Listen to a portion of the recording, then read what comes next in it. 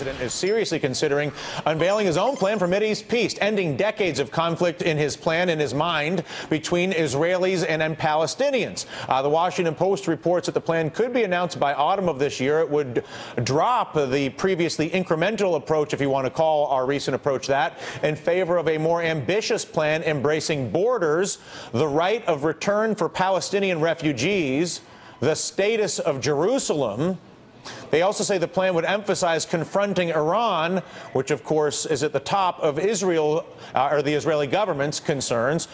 Here to mix it up, blogger and host of the Young Turks, Cenk, and columnist for PoliticsDaily.com, Matt Lewis. It's a pleasure to see you both. Cenk, how do you come up with a comprehensive Mideast plan that targets Iran, et cetera, without dealing with the fact that China is one of the primary providers of money to Iran as an oil buyer, not to mention Iran's role as the arms for heroin dealer in Afghanistan? Are we kidding ourselves to talk about the Middle East if you don't deal with China and Russia?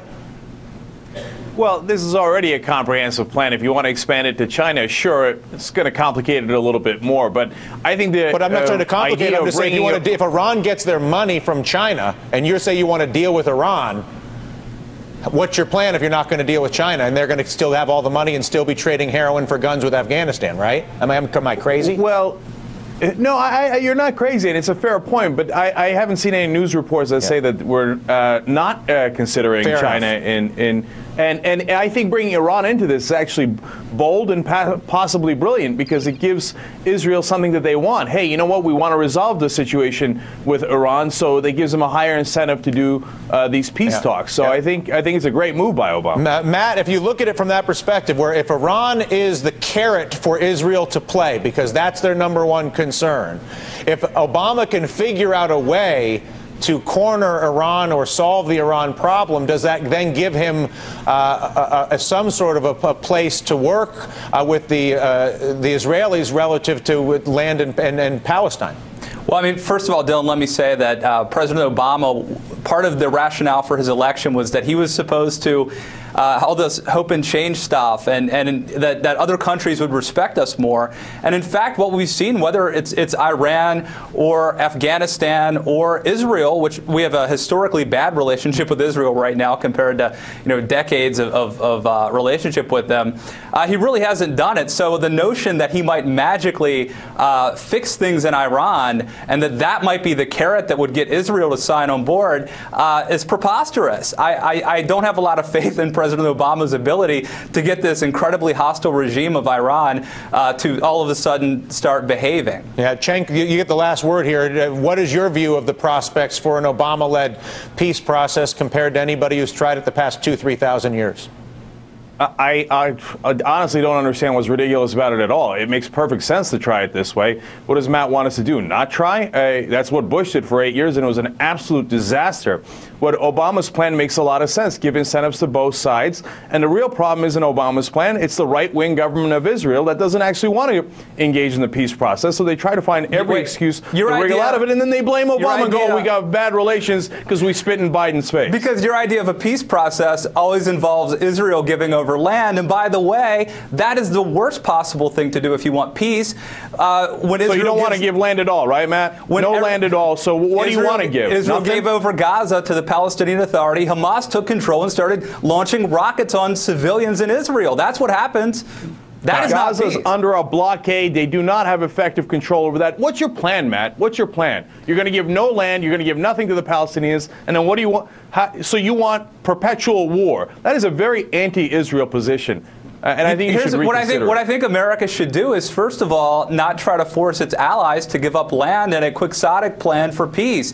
Look, if I were a nation out there, so you don't want peace. If I were a nation out there, what I would probably do is be an enemy of America, because that's how you get land. It's when you're an ally of the United States of America that you get nothing. Let's move on to another one here. Virginia's Republican Governor Bob McDonnell declaring April is Confederate History Month. It sparks, for obvious reasons, anger among civil rights leaders, among others. McDonnell saying that the move actually going to promote state tourism leading up to its 150th anniversary of the Civil War next year. The declaration honors the men, they say, who fought in the war, but it makes no mention of slavery, for instance.